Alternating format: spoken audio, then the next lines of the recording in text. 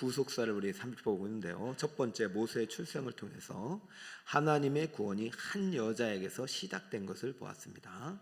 그리고 두 번째는 모세의 성장 과정을 통해서 하나님은 고통의 때에도 구원을 준비하고 계신 것을 보았습니다. 그 구원이 지금 오늘 드러나는 거예요. 세 번째, 모세의 소명의 현장에 하나님이 준비하신 구원, 하나님의 모세가 어떻게 이 구원의 역사에 쓰임받는지 하나님의 구원이 순종하는 자가 볼 수 있다. 이러한 주제를 가지고 말씀을 전하겠습니다. 이렇게 세 번인데 네 번째는 이제 특별 새벽기도 주간에 같이 하는 거고, 사실 이 세 번의 메시지를 들어야 출애굽기 14장을 이해가 되는데, 기도하다가 세 분 다 오신 분이 별 많이 계신데 여기 혹시 안 나오신 분이 또 마음에 걸리는 거예요. 그래서 이제 주일날 이 세 번의 설교를 또 요약해서 하나님 한 번 더 전하는 마음을 주셔서 아마 여러분들이 이번 주일에 오면 너무 반가울 거야. 야, 3주 동안 들은 얘기를 또 하이라이트를 듣는구나. 이번 주일에 꼭 나오시기 바랍니다. 당연히 나오는 건데, 그죠? 당연히 나오시고. 자, 오늘은 이제 모세가 소명을 받는 장면인데 너무 많이 알고 있는 내용이에요. 그런데요, 모세의 소명이 중요한 게 아니라 하나님 지금 여러분을 구원의 현장에 초청하고 계심을 믿으시기 바랍니다. 순종할 때 그 구원을 보는 것입니다. 요게벳이 아이를 낳고 얼마나 고민했겠어요. 다 지금 강물에다 던지고 있어요. 자기 자식을 나일강에다 던지서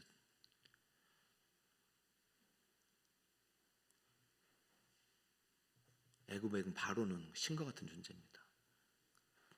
도저히 이제 안 되니까, 너무 많아지니까, 위협이 되니까 이제 자기 나라 백성들한테 신고제를 아마 한 것 같아. 애기 울음소리 좀 신고해라. 그리고 다 갖다 버리게 해라.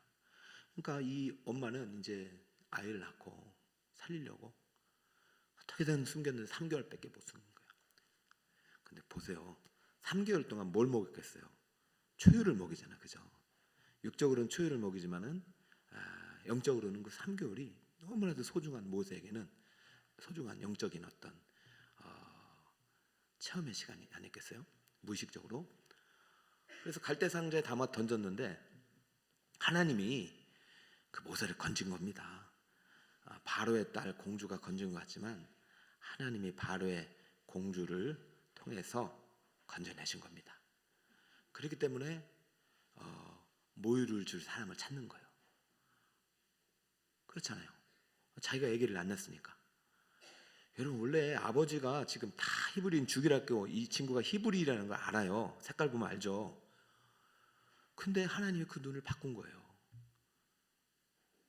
너무 아름답게 보이는 거죠. 그러니까 모유를 먹일 산모 유모를 찾다 보니 그 모세의 누이가 그 광경을 보고 자기 엄마를 데려간 거죠. 그래서 모유 수유를 끝날 때까지 데리고 있는 것이요. 그 몇 년 정도 걸리는 3년 걸리는 거예요.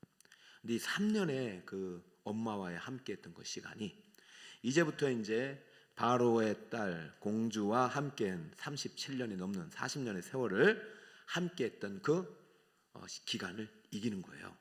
왜냐하면은 우리는 사실적으로 출세한 거잖아요. 모세가 개천에서 용난 거잖아요.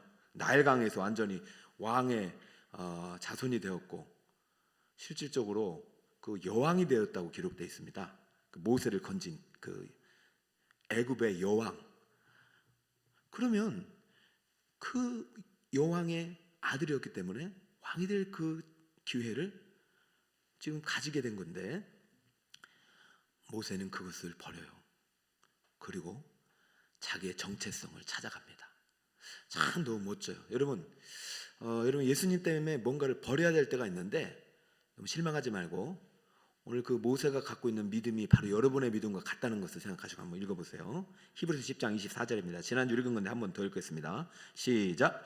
믿음으로 모세는 장성하여 바로의 공주의 아들이라 칭함받기를 거절하고 도리어 하나님의 백성과 함께 고난받기를 잠시 죄악의 낙을 누리는 것보다 더 좋아하고 그리스도를 위하여 받는 수모를 애굽의 모든 보화보다 더 큰 재물로 여겼으니 이는 상 주심을 바라. 자, 멈춰서 여러분 이게 어떻게 가능하냐 말입니다. 그리스도를 위하여 받는 수모를 애굽의 모든 보화보다 더 큰 재물로 여겼다는 것입니다. 여러분에게 이 믿음이 있길 축복합니다. 야, 어떻게? 그럼 이 믿음은 바로의 딸이 주었을까요? 모세의 친엄마가 주었을까요? 모세의 친엄마가. 언제? 3년 동안. 여러분 우리 영아부 정말 중요하다니까요. 그래서 오늘 저 바쁜데도 오늘 장례 듣고 그런데도 점심 우리 영아부로 신방을 갔어요. 제가 안 나오는 그 엄마를 안 나오는 게 아니라 나오려고 하는데 힘이 붙이니까 어머니 이 자녀 아이가 하나님이 키우도록 하나님께 맡겨주세요. 우리 영아부는 하나님이 돌보시는 곳입니다. 조금만 빨리 오세요. 그럼 우리는 애가 크면 바로의 그 황궁에서 큰 재물을 갖는 멋진 성공을 꿈꿀 줄 몰라도 하나님은 그런 성공보다 저 하늘나라 영원한 성공을 우리에게 주길 원하십니다. 그렇다고 하나님 이 땅에서 막 가난하고 병든 채로 사는 걸 원하는 게 아니라 정말 여러분들이 진짜 믿음은 이 세상이 부럽지 않는 믿음이에요. 근데 이게 어떻게 가능하냐? 오늘 이제 어떻게 이 그리스도를 위해 받는 수모, 지금 그리스도도 없었던, 정확하게 계시되지 않았던 시간입니다. 그러니까 신약의 저자가 볼 때 지금 모세는 그리스도를 예표하는 인물이다 보니까 이게 그리스도의 구원을 지금 바라보면서 지금 구원사에 들어온 사람이에요. 그러면서 지금 이 예수님 때문에 자기 민족, 히브리 민족이 택한 하나님 때문에 바로 왕궁의 그 성공을, 그 부와 명예를 다 버려야 했음에도 불구하고 자기는 이 고난을 택하는 것을 더 기뻐할 수 있었던 이유를 오늘 소명의 현장에서 소개해 주면서 우리가 어떻게 이러한 믿음의 사람이 될 수 있는가를 안내하고 있습니다. 그럼 우리도 이 세상에서 부와 명예를 얻는 거 나쁘지 않아요. 그래, 잃는다고 해서도 내가 정말 하나님께 택함 받고 하나님을 위한 고난과 수모라면 오히려 더 기쁘게 이 길을 걸어갈 수 있는 십자가의 군사들이 되길 축복합니다. 상이 있어요. 상 주신이심을. 자, 모세의 호명 현장에서 어떻게 애굽의 보화보다 그리스도를 위하여 받는 수모를 더 큰 재물로 여겼을 수 있을까? 한번 첫 번째, 모세는 신실한 목자였다는 사실을 통해서 그의 소명을 우리가 읽을 수가 있는 것이에요. 자, 1절을 같이 한번 읽어보세요. 시작. 모세가 그의 장인 미디안 제사장 이돌의 양떼를 치더니 그 떼를 따라 광야 서쪽으로 인도하여 하나님의 산 호렙의 이름에. 알다시피 모세가 자기가 하나님의 히브리 민족이라는 것을 깨닫고 자기 백성들을 돌보다가 잘못해 큰 실수를 해서 사람을 죽입니다. 뭐 이유를 떠나서 사람을 죽이면 안 되잖아요, 그죠? 그러니까 그것이 참 큰 자신의 어떤 인생에서 큰 충격적인 일이 되고 그걸로 인해서 이제 애굽 왕 바로 경쟁 상태에 있었던 왕입니다. 그러다 보니까 이제 이 축출하게 되는 거죠. 그래서 도망자가 됐고 도망자가 돼가지고 다행히 미디안 광야에 가가지고 지금 아내를 만나서 아들 둘을 알고 행복하게 살고 있는 그런 모습이에요.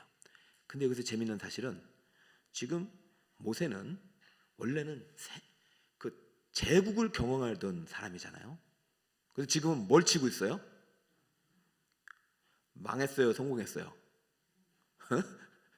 여러분 자식이 대기업 사장을 하다가 갑자기 저기 그 GS 마트라면 그 망한 거예요, 성공한 거예요? GS 마트도 좋은 거죠, 여기는. 지금 이게 말이 안 되잖아요. 근데 지금 미디안 제사장 이드로에서 지금 궁금한 거예요.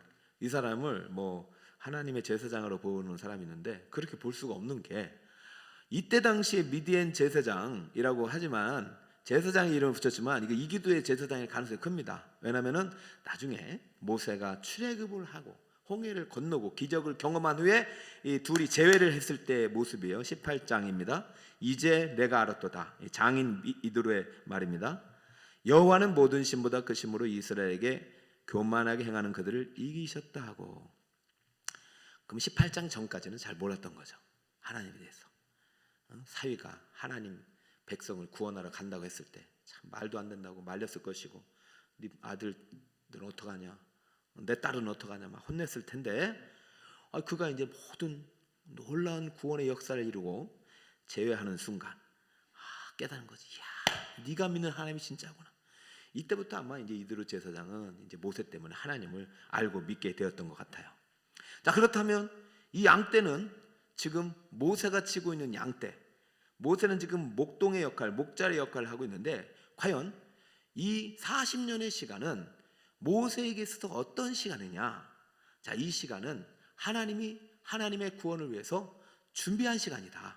다시 말해서 여호와가 목자가 되셔서, 이드로가 아니라 여호와가 목자가 되셔서 40년 동안 광야에서 누구를 훈련하셨다? 모세를 영적인 지도자가 되도록 친밀하게 만나신 시간입니다. 그 근거를 한번 찾아보겠습니다. 1절, 모세가 그 장인 미디안 제사장 이드로의 양이 중요한 게 아니라 그 양떼를 어떻게 하고 있어요? 치고 있어요. 그때를 광야 어디로? 서쪽으로 인도하고 있어요.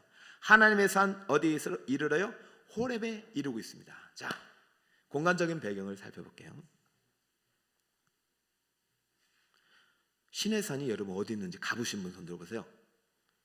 성지순례 가보신 분 계시죠? 지금 시내산에 대해서 가보셨네요. 시내산에 대해서 두 가지 막 싸우고 있어요. 성경은 사실은 성경의 어떤 지리를 막 너무나도 절대적으로 하면 안 되는 게, 근데 시내산은 전통적으로 어디냐면 시나이 반도라고 애굽의 땅에 속한 땅입니다. 그런데 애굽의 땅에 시내산이 있다 하면은 지금 미디안은 저 아라비아예요. 지금 아라비아 반도라고 지금 사우디아라비아 있는 쪽 상당히 멀잖아요, 그죠? 이게 상당히 멀어요. 700에서 800km 됩니다.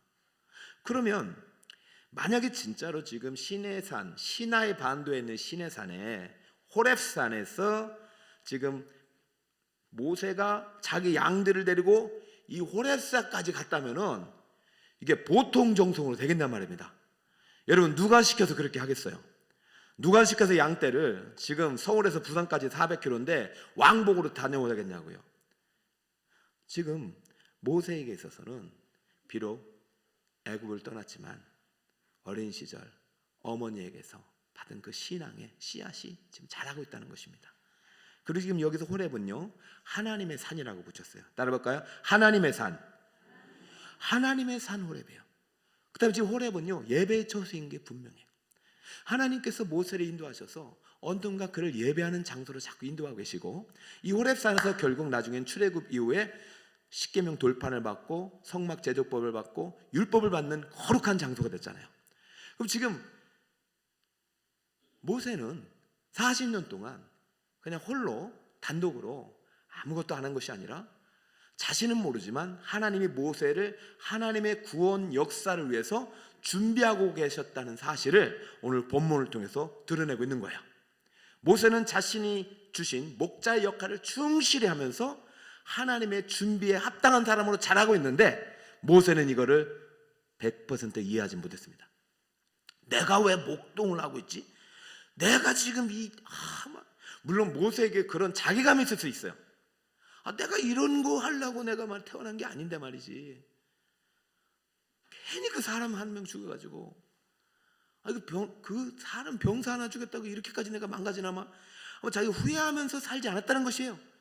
그러니 40년 동안 400km, 많게는 800km가 넘는 그 시간을 양들을 데리고 그곳까지 가서 안전하게 인도해서 풀을 먹이고 물을 먹이고 초장에서 돌보면서 그 일상 속에서 하나님을 예배하면서 살아갈 수 있었던 것은 자신의 인생에 있어서 하나님의 모세를 아름답게 구원자로 만들어 가신 그 하나님을 광야에서 만나고 있음이 분명하단 말이죠.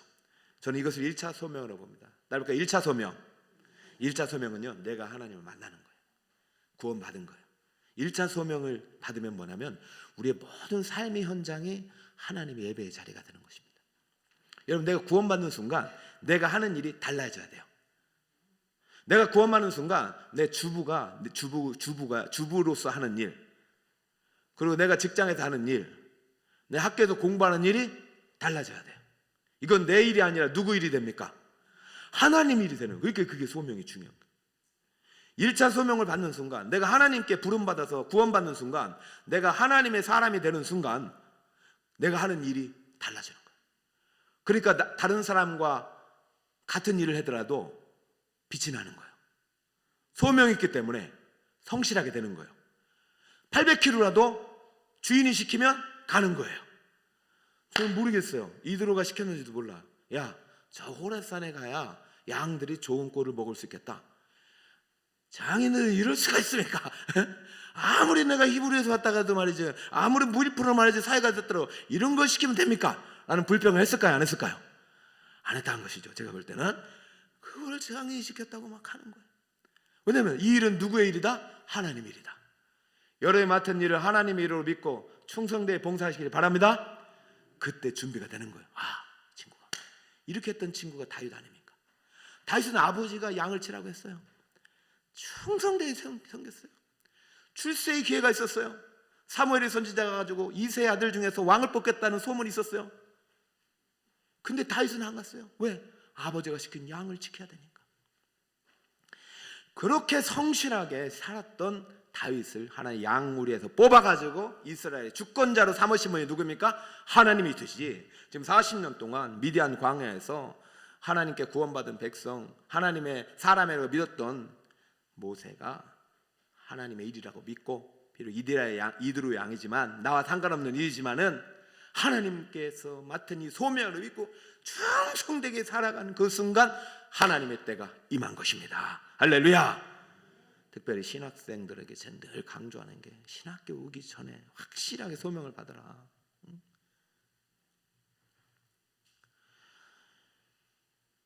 들어가서 안 되더라고요. 직분도 마찬가지더라고요. 장로, 집사, 권사 이렇게 임직을 제가 해보니까 받아서는 잘 안 받겠더라고요. 받기 전에 바뀌어서 받아요. 하나님은 하실 수 있는 줄 믿습니다. 자, 그래서 저는 반드시 소명을 중시해요. 그래서 여러분이 속한 모든 것이 하나님의 소명의 현장을 믿으시기 바랍니다. 목자든 학생이든 그다음에 근로자든 경영자든 군인이든 말이죠. 그게 우리 목사님 전도사님도 말이죠. 다 하나님 부름받은 소명의 현장이다. 그때 그러한 사람의 그런 순종이 하나님의 구원의 재료가 되는 거, 구원을 볼 수 있는 것입니다. 두 번째, 이 소명의 현장에서 뭘 봤느냐? 모세가 신실한 예배자였다는 것을 봤다는 것이죠. 자, 1절 다시 한번 보세요. 모세가 그의 장인 미디안 제사장 이드로의 양떼를 치더니 그때를 광야 서쪽으로 인도하여 하나님의 산 호렙에 이름에, 그죠? 자, 하나님의 산 호렙이기 때문에 여기 지금 예배의 처소가 분명해요. 누가 시켰든 아무튼 직장 속에서 그는 예배를 드리는 것 같아요. 이때는 성전도 없고 성막도 없었으니까요. 그럼 예배를 드릴 때는 반드시 있어야 될 게 하나님의 말씀의 선포야 해요. 그러면 모세는 이 예배의 처소에서 반드시 하나님의 1:1 만남이 있었을 거예요. 그런데요, 이때 무슨 말씀을 들었는지 볼까요? 자, 4절 여러분 한번 읽어보세요. 시작. 여호와께서 그가 보려고 돌이켜 오는 것을 보신지라 하나님이 떨기나무 가운데서 그를 불러 이르시되 모세야 모세야 하시매 그가 이르되 내가 여기 있나이다. 할렐루야. 모세야 모세야. 여러분 일상 속에서 하나님 음성을 들으시길 축복합니다. 갑자기 설교하다가 누구야? 누구 엄마야? 여러분 부모님이나 시부모님의 음성은 들어도 하나님 음성을 못 듣는다면 난 예배자가 아닌 거예요. 우리 예배는요 주일만 드리는 게 아니라 모든 삶 속에서 드려야 돼요. 예배는 하나님 음성을 듣는 시간입니다. 모세는요 하나님 음성에 즉각적으로 응답하고 있어요. 왜? 그는 항상 예배자로 살아갔기 때문에. 그는 목자였으면서 동시에 뭐였다고요? 예배자였어요. 여러분 살아있는 예배자가 되시기 바랍니다. 날마다 하나님의 음성을 들으시기 바랍니다. 삶 속에서 여러분 주님 말씀하고 계시다니까요. 이렇게 했으면 좋겠다면 그걸 순종할 때 구원이 열리는 거예요. 똑같은 사람이 있어요. 아브라함이에요. 창세기 21장 1절에 보면은 하나님이 아브라함의 아들 이삭을 번제로 바치라고 모세를 불러요. 아브라함아 했더니 뭐라 해요? 아브라함이 내가 여기 있나이다. 따라해볼까요? 내가 여기 있나이다. 아주 즉각적이에요. 즉각적. 그러면 지금 22장은 창세기 12장에서 부름받은 다음에 몇 장이 지났습니까? 10장이 지났기 때문에 아브라함이 상당히 믿음이 자란 자리예요. 그러면 이때 2차 소명이 들어가는 거예요. 이제 하나님의 구속사를 확장시키려고, 이제 너는 이 땅의 한 민족의 아버지가 아니라 열방의 아버지로 너의 구속 후에 너를 통한 구원의 역사를 넓힐 거다라는 하나님의 계획이 실현되는 시간이에요. 여러분의 인생 가운데 여러분의 삶의 지경이 넓어지는 그날이 반드시 있을 줄 믿습니다. 여러분의 사업이 넓어지는 그날에 반드시 있을 줄 믿습니다. 여러분 공부와 여러분 학업과 여러분의 인생의 진로에 확장되는 시간이 반드시 있다니까요. 그때까지 준비돼야 돼. 목자로, 예배자로. 아브라함아 내가 여기 있나이다. 모세야 내가 여기 있나이다. 근데 무엇 때문에 부른 거예요? 뭘 시키려고, 뭘 순종을 요구하는 거죠. 반드시 구원은요 순종하는 자가 볼 수 있어요. 따라볼까요? 구원은 순종하는 자가 볼 수 있다. 그 작은 순종 연습을 해왔기 때문에 오늘 이제 마지막 테스트 하는 거예요. 네 아들을 내게 바쳐라. 13장, 14장, 15장에 절대 안 했고요. 22장에 한 겁니다. 그런데요, 아브라함이 바칩니다. 여러분 이게 보통 믿음이 아니에요. 저는 제가 11조 설교를 하고 또 이렇게 성도들 딱 보고 목사는 그래요. 성경대로 가르쳐야 되니까 11조 설교를 하면 다 순종하면 좋겠는데 그렇지 않아요. 그러나 때가 있다는 거예요. 근데 그때 하나님이 요구할 때 그때도 안 하면 문이 열리지 않습니다. 1차 소명과 2차 소명은 달라요. 예수 믿는 순간 저주는 끊어집니다. 믿으십니까? 그 순간 축복의 문이 열려 있습니다. 축복의 문에 들어가는 것은 우리의 순종이란 말이죠. 그 안에 율법이 있는 것입니다. 아들을 바치라는 것은 이게 어떻게 율법이 됩니까? 이게 복음이 됩니까? 아브라함이 만약에 인간적인 생각했다면 신을 바꾸죠. 그런데 믿음 훈련, 순종 훈련을 통해서 이 마지막 테스트까지 왔고 일치의 망설임 없이 그냥 직진합니다. 3일 거리를 그냥 직진하는 거예요. 칼을 들어 내리치는 순간 또 부릅니다. 자, 22장 11절 시작. 여호와의 사자가 하늘로부터 그를 불러 이르되 아브라함아 아브라함아 하시는지라 아브라함이 이르되 내가 여기 있나이다. 이미 아들을 드린 순간 여러분 주님께 드릴 수 있습니까? 드리시겠습니까? 이삭을 드리시겠습니까? 아브라함 두 번 불렀죠. 상당히 많은 시간이 흐른 때입니다. 오늘 모세를 몇 번 불렀죠? 40년 동안 준비된 거예요. 이제 마지막 테스트 하는 거예요. 모세는 뭘 드렸는지 볼까요? 모세에게 요구한 게 뭔지 볼까요? 모세에게 뭘 요구했을까요? 혹시 게르솜과 엘리에셀 두 아들 달라고 했을까요? 여러분 이걸 성경을 잘 보면서 지금 모세가 중요한 게 아니라 아브라함, 모세 그 다음에 여러분에게 뭔가를 요구하고 계신다는 사실을 기억하시고 그 요구가 내가 감당하기 좀 버거울 때는 그만 준비된 구원의 역사가 크다는 것을 믿으시기 바라요. 모세에게 뭘 요구했는지 봅시다. 출애굽기 3장 2절입니다. 읽어볼까요? 시작. 여호와의 사자가 떨기나무 가운데로부터 나오는 불꽃 안에서 그에게 나타나시니라. 그가 보니 떨기나무에 불이 붙었으나 그 떨기나무가 사라지지 아니하는지라. 할렐루야. 여러분 여기서 나타나시니 보니가요 같은 동사인데요. 이게 구원을 보라 할 때 그 보다예요. 이게 이제 특세 동안 계속 여러분이 나타날 겁니다. 구원을 볼 수 있길 바랍니다. 하나님을 볼 수 있길 바랍니다. 영 안에 가득 어두워지면요 볼 수 없어요. 저는 왜 특세를 하느냐? 우리 영 안을 여는 거예요. 잠든 영을 깨우는 거예요. 세속에 물들다 보면 영이 죽어요. 영이 잠들어요. 구원 받지만 아무런 기능을 못 하다가 하나님 나라 가요. 안 돼요. 우리 구원 받으라고 구원한 게 아니에요. 우리를 통해서 또 다른 누군가를 구원하라고 부르신 줄 믿습니다. 그것이 2차 소명이에요. 1차 소명은 나를 구원하시는 거예요. 나를 구원하신 순간 세상이 달라져요. 다 하나님 거예요. 2차 소명은 뭐냐면 나를 통해서 또 다른 누군가를 구원하라는 거예요. 지금 모세를 부르시는 순간 모세에게 뭘 요구하느냐? 떨기나무 가까운 데로 인도하셔서 모세에게 요구하는 것이 뭔지 보겠습니다. 자, 모세가 떨기나무를 보고 있어요. 근데 거기에 뭐가 붙었어요? 불이 붙었어요.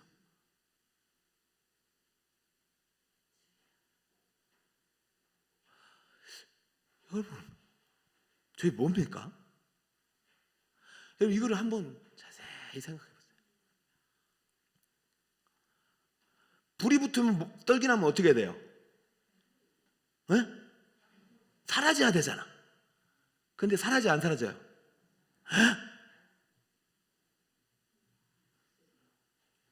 오?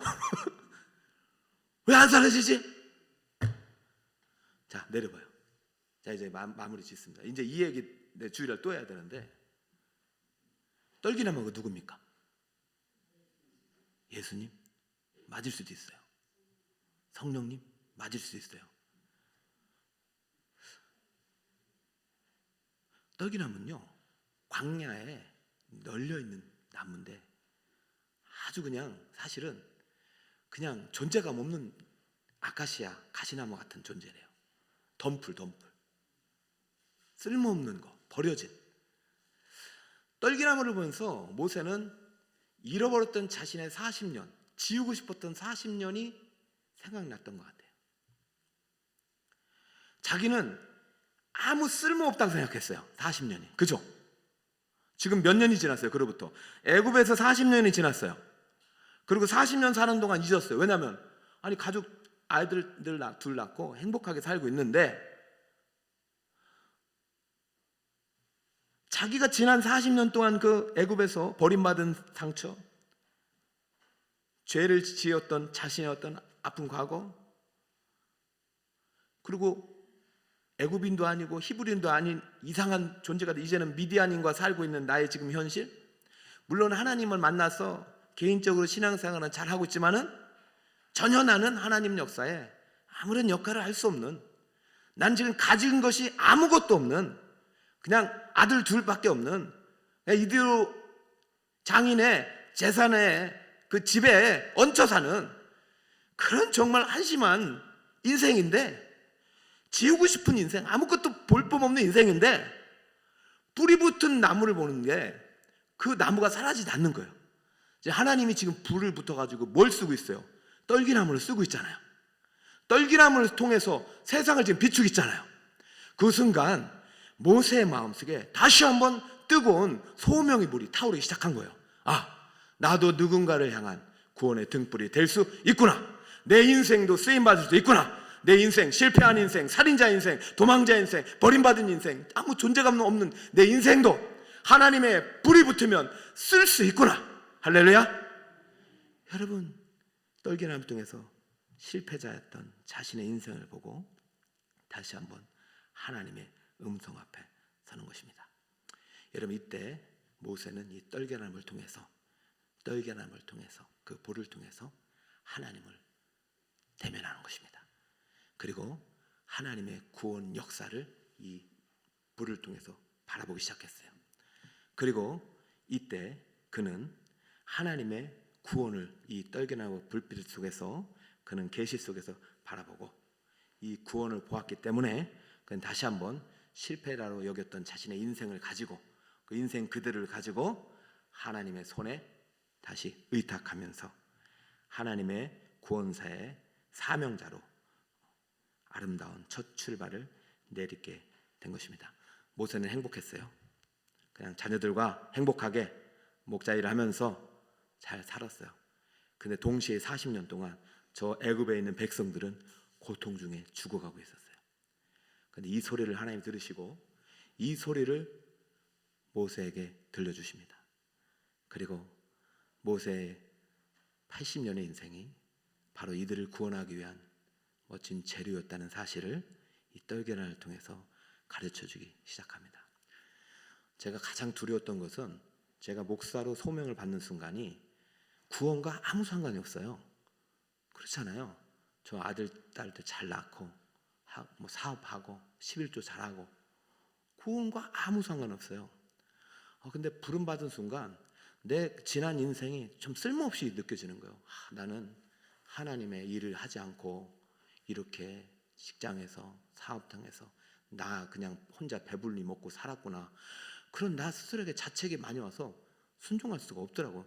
나 같은 이런 인생을 하나님 쓰실 수 없다는 생각이 자꾸 드는 거예요. 그런데 하나님께서 계속 찾아오셨고 내가 너를 그 인생을 재료로 삼아서 앞으로 남은 인생을 또 다른 누군가의 구원을 위한 멋진 작품이 되게 하리라고 말씀하시면서 저를 목회자의 길로 인도하신 거죠. 저는 이것만이 2차 소명이라 말하지 않습니다.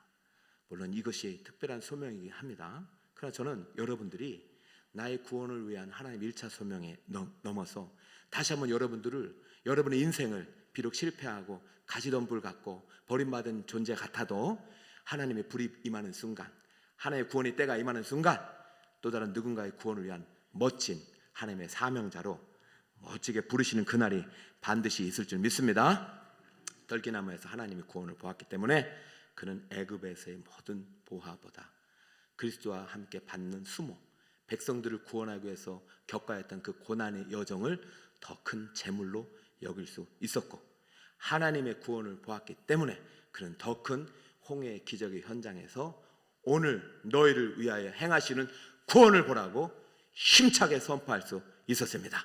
비록 저의 구원의 시야는 지금 아직도 진행형이지만은 저는 저보다 더 크신 하나님께서 그리스도께서 우리 교회의 머리가 되시고 여러분을 인도하시는 목자임을 확신합니다. 그러나 주님께서 저에게 말씀하셨습니다. 이번 한 주간 특별 새벽 한 주간 또 이 세 번의 또 특별 성령 집회에 오신 성도들에게 내가 반드시 오늘 너희를 위하여 행하는 구원을 보이리라. 그 구원의 현장에 초청하여 구원사의 멋진 주인공이 되게 하라. 저는 이 말씀 앞에 순종하였고 여러분을 초청하였고 오늘 초청에 응답하신 우리 1, 2, 3교구 여러분 모두 축복합니다. 사랑합니다. 다음 주는 4교구입니다. 그리고 온 교회가 일주일 동안 열심히 특별 새벽기도 참여하여서 하나님의 놀라운 구원 역사를 바라보고 목도하고 더 큰 역사의 주인공으로 쓰임받기를 예수님의 이름으로 축원드립니다.